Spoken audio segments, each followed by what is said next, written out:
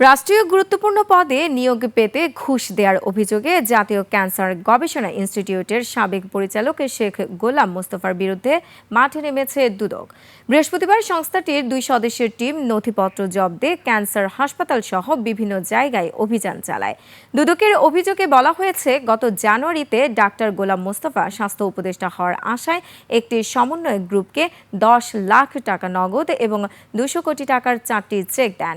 এর ভিত্তিতে গোলাম মোস্তফার অবৈধ সম্পত্তির ফিরিস্তি খুঁজতে তার সাবেক কর্মস্থল ক্যান্সার হাসপাতাল থেকে তার সময়ের নথিপত্র জব্দ করে দুদক। অভিযানকারী দল বলছে, 200 কোটি টাকার চেকের নথি ও অন্যান্য কাগজপত্র বিশ্লেষণ করে পরবর্তী পদক্ষেপ গ্রহণ করবে তারা।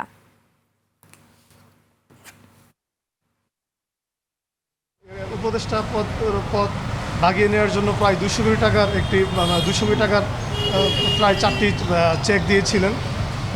এই অভিযোগের প্রেক্ষিতে আজকে আমরা এনফোর্সমেন্ট ইউনিট থেকে একটি অভিযান পরিচালনা করেছি এবং অভিযোগ সংশ্লিষ্ট রেকর্ডপত্র কিছু সংগ্রহ করা হয়েছে, আরও কিছু রেকর্ডপত্র সংগ্রহ করা বাকি।